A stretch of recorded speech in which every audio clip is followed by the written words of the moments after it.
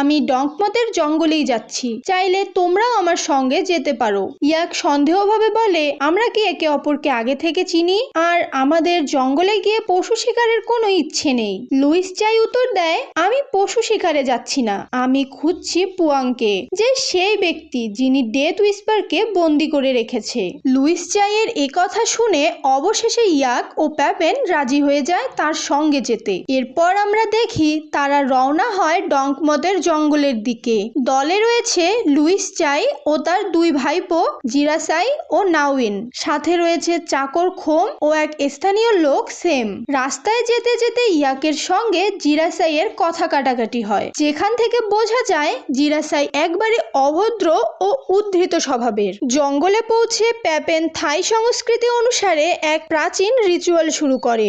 এই রিচুয়ালে ছুরি দিয়ে মাটিতে গর্ত করতে হবে। যদি গর্ত ভালোভাবে হয় তবে তার মানে হচ্ছে জঙ্গল তাদের প্রবেশের অনুমতি দিচ্ছে। প্যাপেন গর্ত করতে গিয়ে ব্যর্থ হয়। সে বলে, গর্ত হচ্ছে না, আমার মনে হচ্ছে জঙ্গল আমাদের অনুমতি দিচ্ছে না। ইয়াক ছুরি নিয়ে নিজে গর্ত করলে একবারেই গর্ত হয়ে যায়। তারা সবাই জঙ্গলের ভেতর প্রবেশ করে, কিন্তু ক্যামেরা ফিরে দেখায় গর্তটি নিজে থেকেই বন্ধ হয়ে গেছে। এর মানে জঙ্গল তাদের অনুমতি দেয়নি।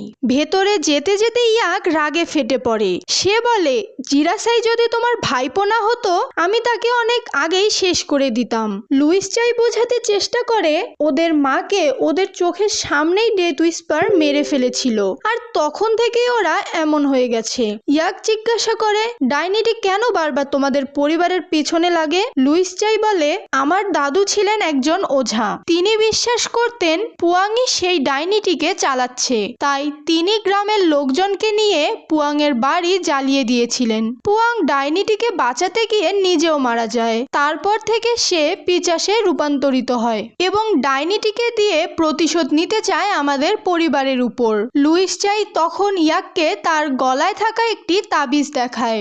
এই তাবিজ আমাকে এখনো পর্যন্ত বাঁচিয়ে রেখেছে, আর আমার কাছে একটি বিশেষ ধাতুর ছুরি আছে, এটাই ডেথ উইসপারকে শেষ করার একমাত্র অস্ত্র।